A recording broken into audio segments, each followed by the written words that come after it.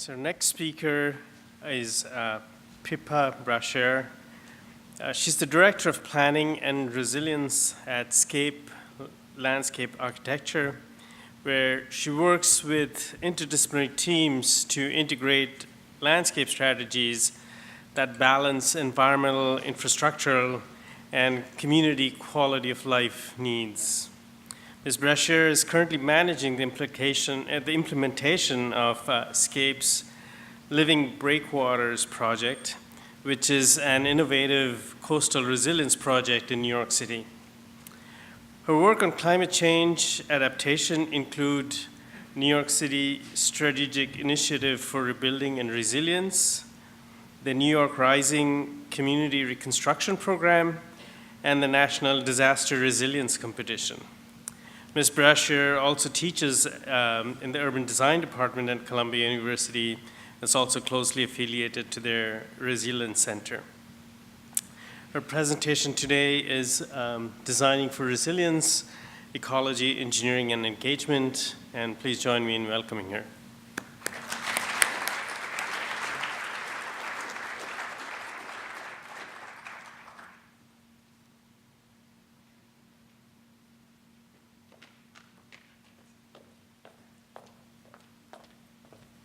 Hi. I am the Director of Planning and Resilience at Scape. We are a landscape architecture firm.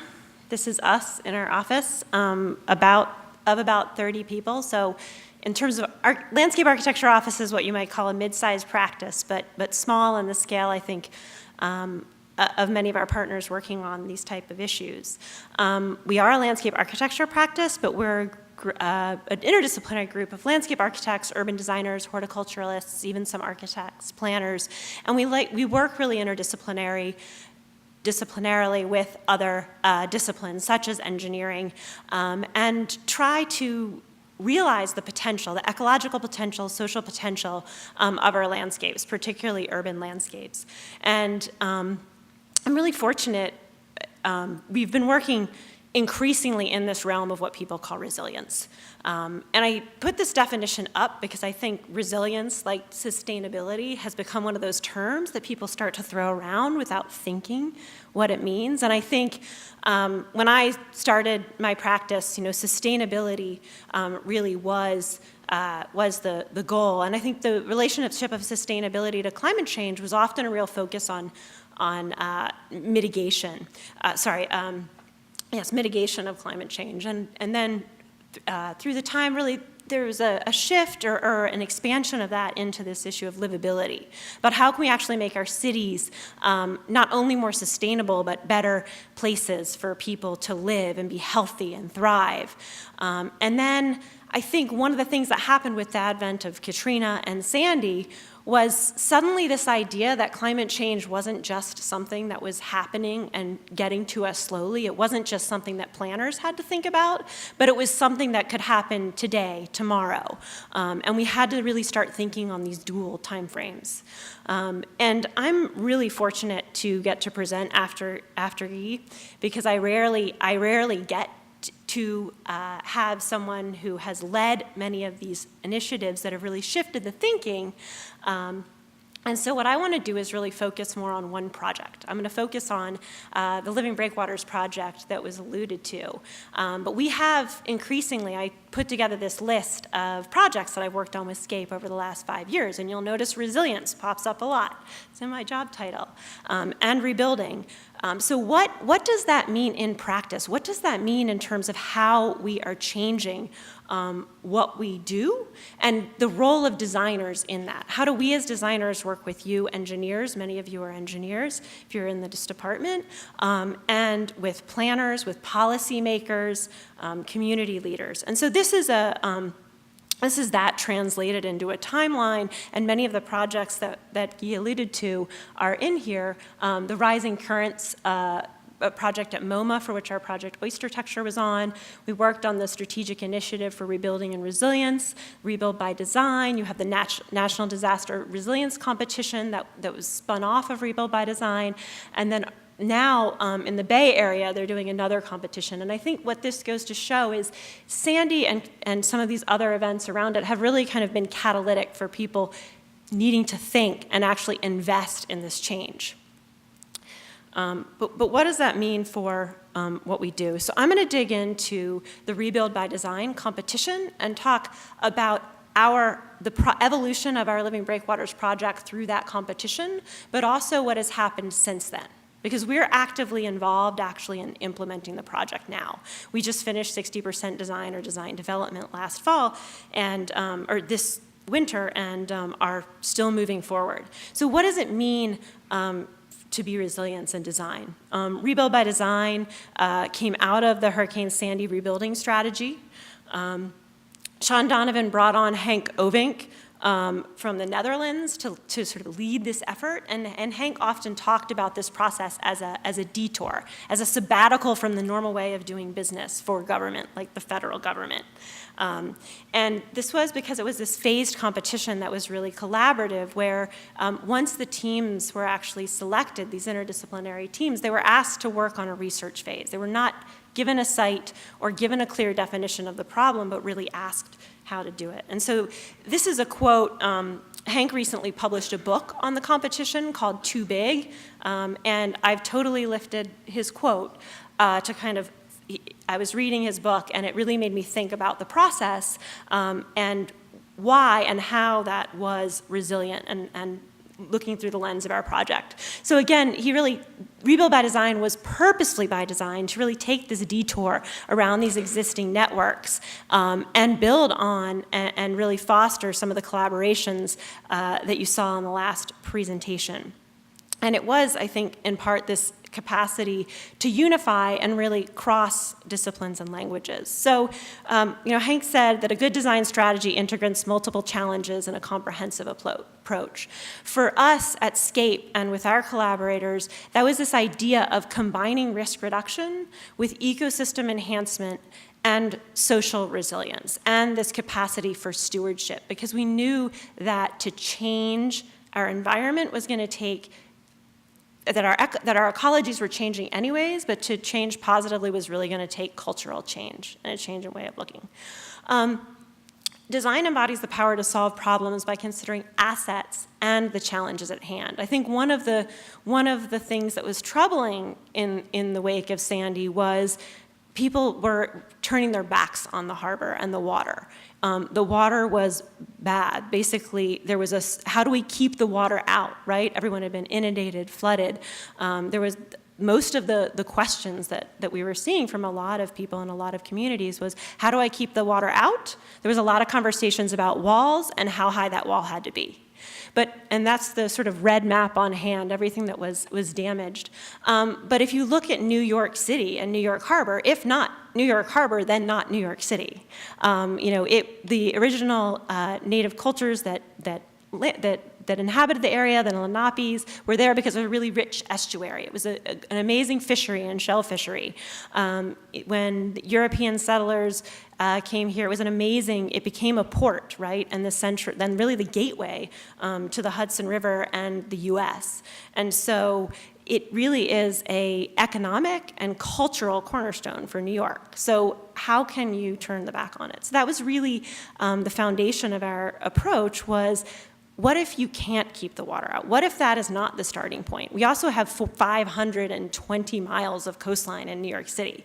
We're not going to build a wall around all of them, even if we wanted to.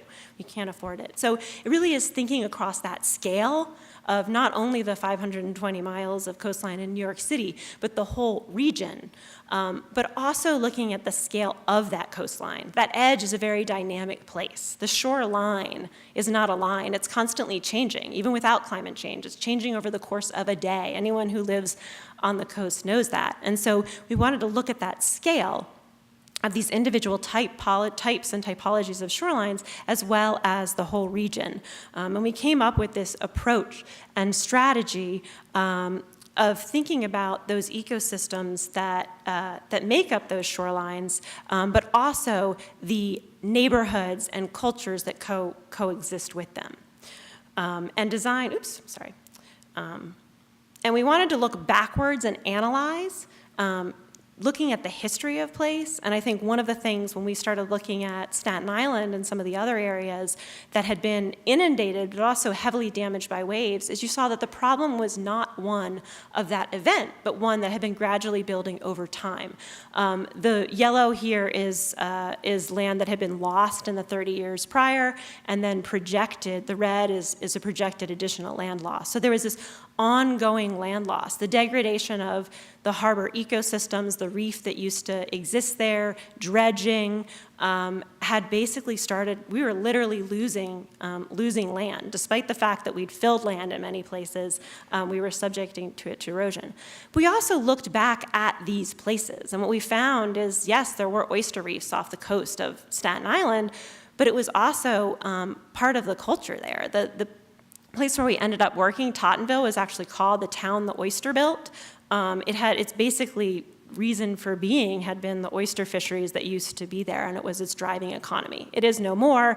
The reefs were devastated through water quality pollution and dredging and overharvesting, but it is part of that history and identity in the harbor. But you also need to look forward to project. So if erosion, if waves were the problems, what builds beaches back? And we looked at natural and engineered solutions, which came to the concept of the breakwater, that could engage with the dynamic processes of coastal erosion and begin to change that sediment dynamic. But we also looked back to that oyster history and said, while we're doing this, how can we actually start to create systems that can be the foundation and the substrate for returning that ecosystem to the bay? It's not the same, but it becomes this hybrid, what we called hybrid ecologies. This idea of being that as much as we need to think and plan, we also need to be opportunistic, inclusive, and comprehensive. Comprehensive not just in scale and time, but in how we think about this and who we engage.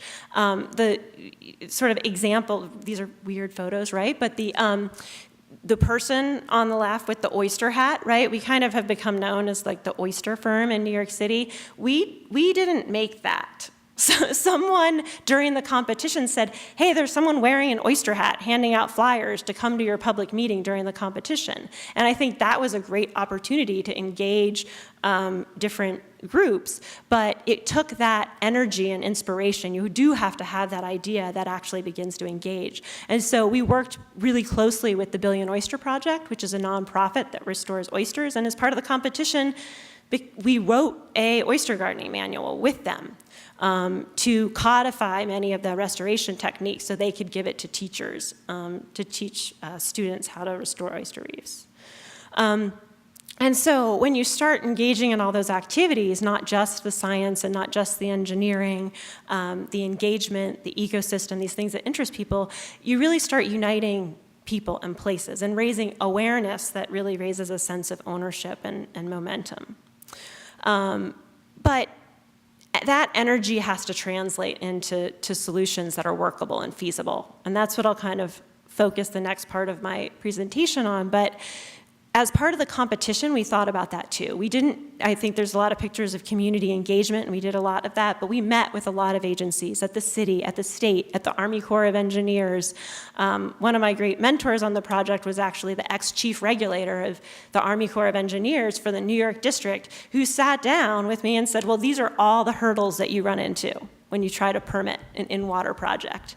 And these are the red flags to look for. And we mapped out this process of how this project might move through an implementation and permitting process. And that has been invaluable to me as a project manager now as we move forward. So design could and should create this narrative and this story, the history, the oyster reefs that seduce and convince people. And I like to think that our project did that. New York State was awarded $60 million to implement it, so I think we were successful on that front. But I think that in Guy's work really informed and united momentum around actually funding an initiative like Real by Design. And I think a lot of the design teams that were involved in that process, there was this idea and this promise that the projects were going to get funded, but I'm not sure at the time, because there wasn't precedent for that, that we really thought it was going to happen. But HUD put their money where their mouth was and funded the projects. The money went to the individual states and municipalities that had partnered on the project, and so the New York State, specifically the Governor's Office of Storm Recovery, received the funding to implement our project. And so this inspiration and aspirational aspect is important. And it wasn't just about this idea of a breakwater and reefs. For us, it was the idea that this is part of a layered system. This is part and can work in conjunction with all of those other strategies and techniques. That we're not keeping the water out with one wall, but the breakwaters might be combined with home elevation, and other strategies to reduce risk, as well as start to restore these coastal ecosystems, the salt marshes, the oyster reefs that actually may be able to be self-generating over time. But also that builds a culture of resilience, that builds awareness of these issues, but also a sense of ownership and stewardship over actually seeing them into the future. But, and this was an interesting end to Hank's quote, and I think he was talking about the competition when he said, we know that we had to come up with something that could actually be accomplished inside this complex political ecosystem in which we operated, and I think he and the others that ran the Rebuild by Design competition succeeded at that. But those of us who developed the projects and are still working on them are working with this issue right now, right? So what we, what I've been struggling with, and in the past, we spent a year, so this is the other timeline. We spent a year on the competition developing that idea and getting the funding, but 4 years later, we've been working on that project. So we are now the lead consultant for the Governor's Office of Storm Recovery for the design and implementation of the Living Breakwaters project. And we are almost done with the environmental review process. We have different processes in different countries and different places, but I think in nowhere, very few places in the world and at least in North America, do we not have a regulatory and permitting process. And any time that we're going to actually have a project to implement, there's going to be you're going to have to exist in this context of rules and regulations that may have been written for another time, and that surely weren't written with a thought towards the pace of change. And they're changing, but I think we're sort of living and testing those changes in policy and regulation now. And on top of that, people engage with projects very differently when they're actually being implemented. So I'm going to actually try to talk about the positive sides of this. There's been a lot of hurdles and trials and tribulations, but in the same way we've sort of thought about what makes the idea resilient, I think there have been some things that have made the project resilient. And I show this that, on the left is the competition proposal, and on the right is the design now. And obviously we've rendered them in a way to make them look pretty similar, but it doesn't look that different. So you wonder what's happened. But I think that a huge part of that a huge part of what is resilient is that there's not that much different. The concept of the project, and this has been, I think, a lot of dedication and commitment on the part of the state to realizing the whole project as an idea of resilience and not just a risk reduction, not just a hazard mitigation project, has been really, really important. But it's not fun to show these type of drawings in a presentation, but I show them to say, but this is where we are. We can represent the project right now, but this is the scale and level of detail of thinking at which we're having to get through the project at this point. And so, how do you make that transition from an idea into something that can be implemented? And I have just a couple key themes that I think are really important. And the first is to communicate. I think that's been reiterated today by many folks, but there is communicating with the public. But it's not the public, it's the publics. And I think what's really important is there's no generic group of stakeholders, right? Everybody is going to come to your project with their own issues and their own ideas. We have a lot of teachers who are extremely interested in the restoration aspect and stewardship aspect of the project. We have a number of homeowners on shore who don't want the project. But at the same time, there's a public park on shore and a lot of people who want to use it and want to see the reversal of the erosion that's happening there. On top of that, people engage in different ways. Some people are visual people, some people are audio people, and you have to actually respond to that. And I think that that's true of the public, but that's also true of your partners and your clients. And to go back to that, regulatory piece, I think that often we can be seduced by our own idea, but we need to translate that idea into another language. So every country and state and city have their own rules and regulations, but one of the critical pieces of a big federally funded project like this in the US is the environmental review process. And for that project, you have to have a purpose and need. You have to declare the purpose and need of your project. And when many of these projects in the wake of Sandy were getting implemented, it was they're for risk reduction, there's storage protection or wave attenuation, and then we're going to try to do all this other stuff. And we worked very, very hard at that upfront first transition of the project to say, no, the purpose and need is risk reduction, is ecosystem enhancement, is social resilience, by which we mean stewardship and education, which could translate to workforce development and all of these things.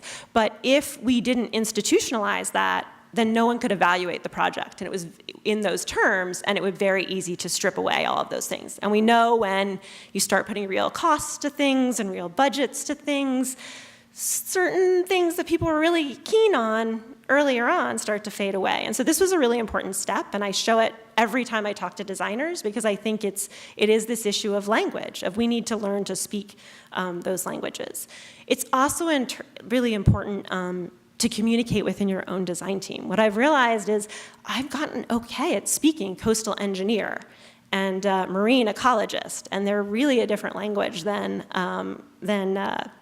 landscape architect. And I think we thought during the competition we had a really interdisciplinary team, but when you're talking at higher levels, that you're able to have some of the same dialogue. When you're talking about like the details of a structural design and the size of something, an ecologist is really seeing it from one perspective and a structural engineer is seeing it from the other. And they're saying, the ecologist's like, well, you should design it first and then I'll tell you what I think. And the other one's saying, no, you design it first and then I'll tell you what I think. And you're like, no, why don't you each go off and do it? And then we can actually have a conversation and talk about the trade-offs. So this has been a really, really amazing working relationship, and it really has to be about trust, right? You have to be able to trust that in your design team, there are no dumb questions. That's what this is supposed to say. We realized when we got the more detailed data, that was the other thing that really came out of translating from a planning scale process. I think there was a point made earlier about these scales of information. Even those like 1 meter scales and 50 meter scales that we were using for conceptual design, when we're talking about a real project, we had to do detailed bathymetric surveys. We found out that despite all of this planning that had been done here about erosion and wave attenuation, even by the Army Corps of Engineers, everyone was just resting on everybody else's wave data, and we had to do a massive wave transformation modeling effort up front just to get a wave climate for the period. But one of the things we discovered was this like giant hole in the middle of the site, and there was a lot of conversation about, how close can we get to the hole, which turned out not to be a stupid question because the geotechnical engineers were really concerned about it. But I think this synthesizing of information, and that's a role that designers do. I feel like this constant, this is a risk map. So we made lots of maps of the risk and the coastal risk and how it happened, but it evolved over the course of the project as more information came. At first, we knew the area that was under wave influence, the area where you see the aerial imagery, and the red is where it's historically eroded. But as we did more modeling, we knew the direction that those waves came from. And so these type of graphics have actually served and evolved over the course of the project, both in communicating internally, but also externally. And that speaks to another thing, which is iterating. I think you'll see a lot of similar ideas and pieces to this in many of the things that Guy presented. So we worked on the strategic initiative for rebuilding and resilience, and it's not a shock that there were like breakwaters down there. It was we had tested and modeled some breakwater strategies as part of that initiative and said, well, wow, this looks like it's working, but no one's letting us get to look at it anymore. We published that report, and then all of a sudden, here comes rebuild by design. And that was one of the strategies that we were interested in testing and iterating through that process. But when we got down to the site scale, there's rules of thumb. We knew that breakwaters could build beaches, and there are rules of thumb about the ratio between the length and the width to the shoreline, but the coast is a hugely dynamic place.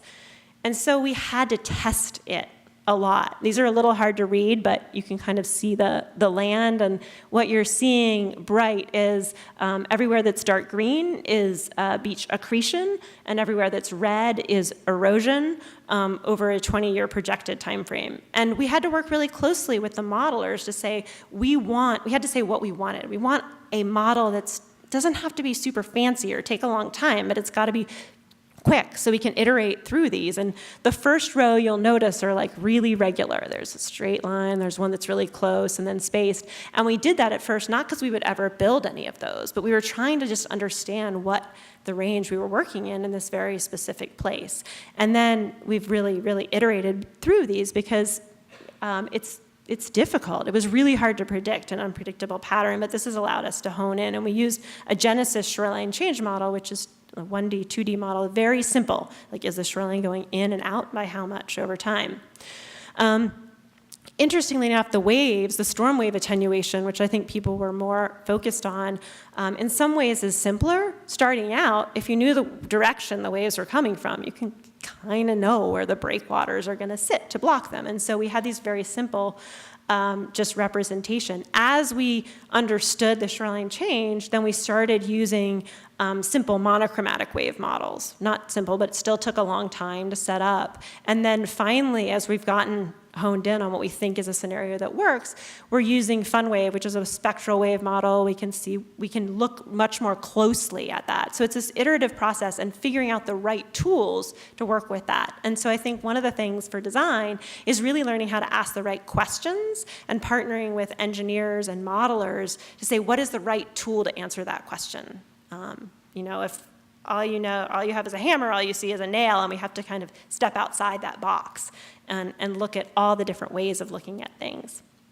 And experimentation is key. And I think one of the things for designers, but I think in all of our field, is we constantly have to be experimenting. We can't just wait for opportunities. And so one of the projects that was mentioned was Rising Currents in 2010, and this was our proposal for that, which was Oyster Culture, which was a sort of net infrastructure off the coast of Brooklyn that supported the slow aggregation of oysters and then other habitat to build up and kind of create this in-water public space. So these are these ideas we've been thinking about for a long time, but we didn't just sit around on it. We found some nonprofit and citizen scientist partners, and we said, well, what if, does this work? Would things actually accrete? The nets you see getting lowered in are something called fuzzy rope, really, really technical term there. But we've been pulling them up periodically, we've been doing some of the monitoring, but I think that some of our citizen scientist partners and the folks at the Billion Oyster Project students have been doing a lot more.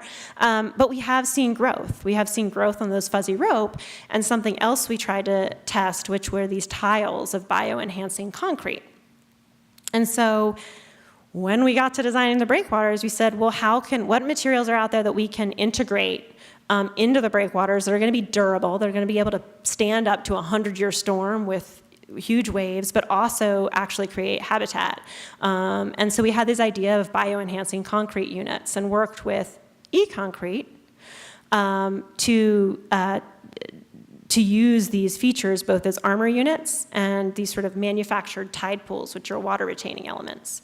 And they'd been working on these for years. They're ecologists. They have published papers of how they've used these on marine infrastructure over 3 years, 5 years. So it takes time to get to materials. The problem is we're trying to do a lot of innovative things on our projects. And so it took People really had a lot of questions about these materials, but when I could show them 3 peer-reviewed research papers that people had used them before, that mattered. And so integrating science in that way throughout the entire process, I think, has been really important with getting buy-in and confidence on something that is perceived as pretty unique. Oysters is another part that we think is a really important part of the project, both from the habitat restoration standpoint. There is evidence, there is peer-reviewed literature on the fact that even when you create the structural complexity, having a biologically active oyster reef provides greater benefits to fisheries and fish habitat than just having the structure of the reef that it creates. On top of that, it is a huge stewardship opportunity. The Billion Oyster Project is a partner with the Harbor School.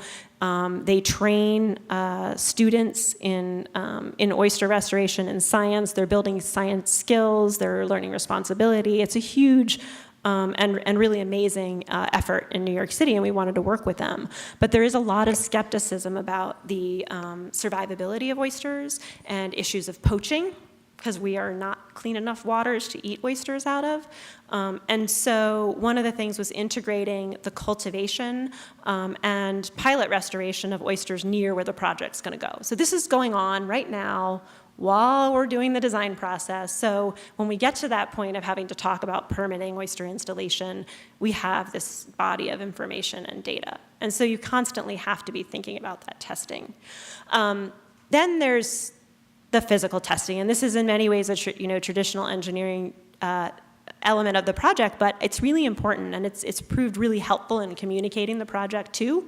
There's lots of fancy computer models out there, but coastal engineers, if you're talking about the structural stability of a rubble mound structure, the best way, I'm sure there are coastal engineers in here, and I'm not one, is you put it in a wave tank and you model it. And this is actually at the National Research Center in Ottawa. And I think the project after ours funding fell through, so if you happen to be in Ottawa, this one might actually be sitting in the basin still, but I probably shouldn't say that. It was there last time I was there. So we're not building the canted breakwaters, but it was put in there so we could test waves from different directions. So we built a 3D model, and we built some sectional models and ran them in the wave tank at our normal tide level. But also in that 100-year storm with 3 feet of sea level rise, with waves that were the highest that have ever been seen, and things didn't move. That's a good thing. It's not moving around that much. So one, this was validation for the engineers, but it was really helpful to be able to show this to the state and have them have a lot more confidence that the project was going to hold up and be stable, but also just that visual connection to the project. And I think I should probably speed up. In addition to this iterating of design, you still have to remember who you're designing for. And I think when we talk about coastal resilience, the first thing that pops into our mind is risk. And we think about the damage that's being caused. But it is that day-to-day living on the shoreline, right? We're designing for the people who are going to walk on the beach every day, who care and steward, and what are the activities and the experience that they want to have there. So part of this project was not, intruding almost in that. But we're also designing for the stewards of tomorrow and starting to do and implement projects that reflect these values because these are the people who are going to be making decisions when we're making the really, really hard climate change decisions. But we're also, when we're talking about designing habitat, you have to think about who you're designing that habitat for. And this was from the competition. We were really focused on juvenile fish in this estuary. So as part of this process, we really had to define that more specifically so that we could start talking about the sizes of the gradation of rocks and the treatments of those e-concrete units. And so we developed a range of target species that were grouped by their functional groups. Were they forage species? Were they going to use the breakwaters as refuge or just for feeding? Were they macroinvertebrates or habitat-forming species like oysters that actually create and generate biogenic buildup? And then we're thinking about how those breakwaters actually transform from a traditional breakwater to something that is more ecologically enhancing, not thinking of it as this sort of ad or veneer or facade that goes on top of it. And so it was thinking about actually what is the size of these rocks. And when you're building something for coastal, for wave attenuation and structural stability, you're often looking for uniformity. And when you're designing something for habitat complexity, you're looking for diversity. And so that was a constant sort of battle in actually realizing the design of these projects, this complexity, which led us to this Reef Street concept. So one of the areas where we felt we could add more complexity was in these reef streets. They're designed to sort of mimic naturally occurring spur and groove formations. And we tried to couple this idea and the scale for these different species with the breakwater structure itself. And this is a concept we had in the competition, but since then we've had to say, how wide is that? What angle is it at? And we refined that through the literature and the target species we were looking at modeling water velocities through different angles and lengths and spaces of them to get to the form that we had now. But also thinking about constructability, right? We could do lots of wavy, complex things, but no marine contractor is going to end up implementing it. So there's all these factors that you really had to balance in designing that. And so again, this is actually taken from the physical model and kind of goes to show we ended up using that physical model for so many other things because it's a helpful way to actually visualize the relative scale because everything is very precisely to scale and weight. And visualizing actually what that habitat could be. And we actually use some VR to do a 3D model so people could actually put on the VR and like wander around in the breakwater. And I think that's, again, going back to this constant way of looking and viewing at the project. And the final thing I want to talk about is adaptability and replicability. Because no matter what we do, and at the fundamental piece of this project was an idea that it's not the if a wall will be overtopped, it's when, right? And so nothing's ever going to be high enough or big enough, and we need to kind of change that idea that something is going to be static and solve a problem because there's a vast amount of uncertainty. And so we wanted to really set up the project in a way that it could become adaptable over time, but also that it could be replicated. Lessons could be learned that could be applied to other projects. I think one of the most disheartening things about innovation and design is that some of the most innovative projects don't get monitored, right? You cut the ribbon on it, it goes in, and everyone's like, yay, and then they walk away. And you're like, well, what actually happened?